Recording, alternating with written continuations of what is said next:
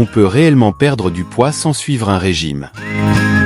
L'idée est de ne pas suivre un régime afin de saisir la possibilité de perdre du poids, non seulement en augmentant la quantité de nourriture, mais surtout en s'alimentant de manière plus saine.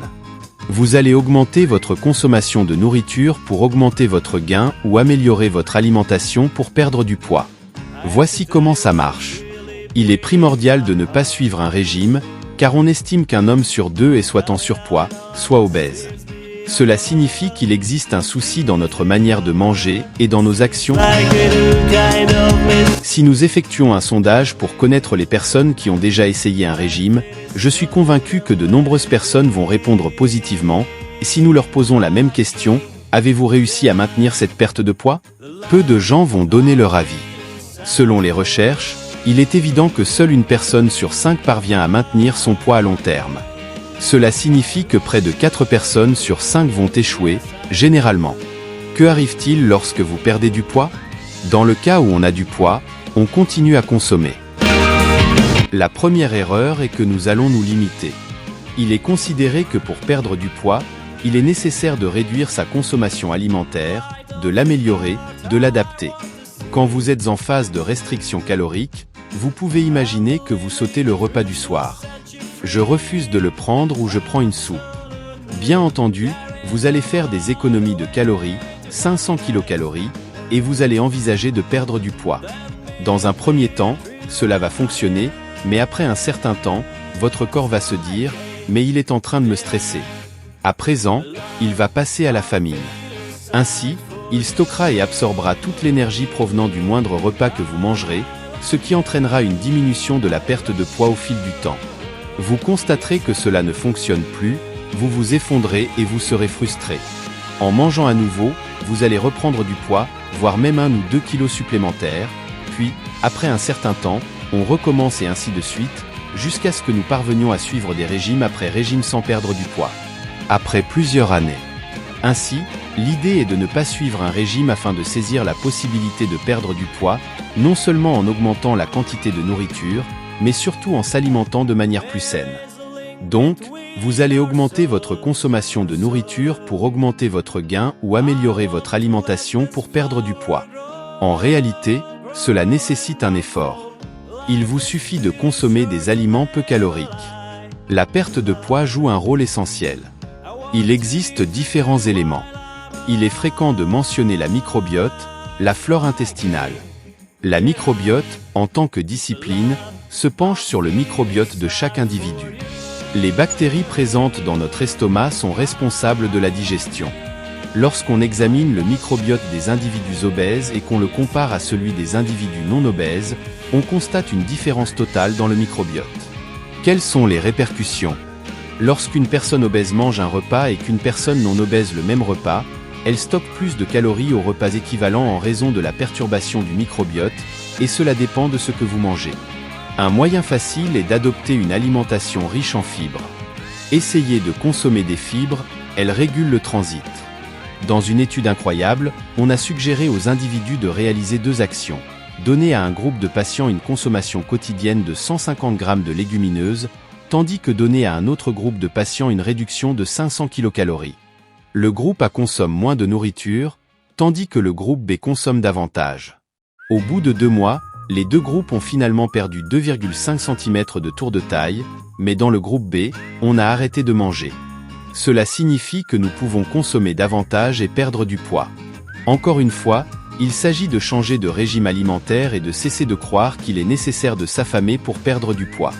Cette approche ne fonctionne pas. Je vais me positionner en tant que porte-parole des individus qui sont un peu aveugles. Est-ce difficile de dire aux personnes qui ont 10, 20, 30 kilos de trop que vous ne vous inquiétez pas et ne suivez pas de régime quand on n'a pas de problème de poids? Étant donné que nous avons nécessairement besoin d'un choc psychologique initial, d'une motivation. Si l'on prévoit de perdre 1 kilo chaque mois ou chaque 2 mois, 2 facteurs se manifestent. La culpabilité est la première. Souvent, on fait croire aux individus en surpoids que c'est de leur responsabilité. Cependant, cela est complexe. La génétique, donc l'héritage, l'environnement. Le microbiote a été évoqué et il ne se limite pas à ce qu'ils ont dans leur assiette. Maintenant, il est également nécessaire d'être indulgent envers soi. Fréquemment, le fardeau qu'on a assumé s'est accumulé au fil des mois, des années. On souhaite perdre le poids que l'on a pris au fil des années en 3 ou 6 mois. Cela est impossible. En réalité, l'objectif que l'on devrait avoir et qui est très modeste, est de changer de paradigme. En 6 mois, cela représente 5% de son poids. C'est-à-dire que si vous avez perdu 80 kg, cela représente simplement 4 kg, vous allez me dire. C'est peu, mais c'est la seule manière de modifier vos habitudes quotidiennes afin de suivre tous les régimes restrictifs où vous allez voir manger des pommes à long terme. En mangeant un seul aliment, cela peut être efficace au départ, mais quelle perte allez-vous subir? Le muscle et l'eau ne permettent pas de perdre du gras. Et dès que vous reprendrez votre régime alimentaire habituel, vous allez reprendre tout le poids. Étant donné que les régimes ne sont pas efficaces, il est nécessaire d'adopter une nouvelle perspective sur l'alimentation et de ne pas se frustrer souvent en disant « je vais éliminer tous les fast-foods ». Un jour par semaine, exactement une fois par semaine. Il est déjà courant de faire 7 sur 7, mais il n'est pas question d'annuler tous les régimes. En réalité, tu risques de perdre, mais tu vas réussir. Observez les recherches, un régime peut être suivi pendant 3 à 6 mois, parfois cela fonctionne, mais il n'existe aucune étude concluant qu'il soit efficace à long terme. Ce n'est pas toujours efficace, mais plutôt, il serait préférable que ce soit un mode de vie. Il est possible d'effectuer du jeûne intermittent, comme 2 ou 3 jours de jeûne. Il est important de noter que certains naturopathes ne proposent pas le jeûne prolongé comme moyen de guérir les cancers. Ce sont des croyances erronées et dangereuses. On ne va pas se tromper, pratiquer 12 heures de sport par semaine. Donc, d'abord, il est important de prendre garde car souvent, on se concentre sur le poids. Le poids du muscle est supérieur à celui de la graisse, donc si vous êtes musclé en raison de votre activité sportive, de votre activité physique, vous avez donc tendance à prendre plus de poids. Prenons l'exemple de la course à pied où l'on se dit qu'on va faire un footing d'une demi-heure. Je pratique un sport chaque semaine.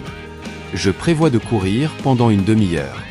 Pendant toute la semaine, nous restons assis, sans faire grand-chose, et le dimanche, nous nous réveillons et nous faisons environ 30 minutes de course moyenne, ce qui représente environ 350 kcal et 350 km. Effectivement, en analysant la défense énergétique d'un agriculteur, il est vrai qu'il ne se rend pas à la salle de sport, ne fait pas de football ni quoi que ce soit. Chaque jour, il dépense l'équivalent de 2500 kcal simplement par son activité physique, que ce soit en marchant, en portant des objets ou en prenant des escaliers. Ainsi, grâce à des gestes simples du quotidien, il est possible de se dire que si je dois monter 4 étages, il se peut que je dois en faire 2 avec l'ascenseur et 2 avec l'escalier, je vais plus marcher. Cependant, cela concerne également la santé mentale, car lorsque tu te lèves à 5 heures du matin à 9 heures, tu as envie de manger une côte de bœuf, de manquer le travail en horaire décalé. Eh bien, on gagne du poids car peu importe nos désirs, nos opinions, la journée est consacrée à l'activité et la nuit est consacrée au sommeil. Il est indéniable que lorsque l'on travaille, en particulier la nuit, on est davantage exposé à un risque de surpoids et d'obésité, car nos hormones, notamment celles qui régulent la faim et la satiété, sont altérées. Il est également important de se rappeler que notre profession exerce un impact et que vous n'êtes pas responsable de cette prise de poids, bien sûr, et il est donc nécessaire d'être indulgent face aux petits changements du matin. Veuillez noter que la prévention de la santé et des maladies a modifié une habitude. Il est fréquent de dire que j'appuie sur la touche j'aime et que je partage à tout le monde dans le répertoire. À très bientôt.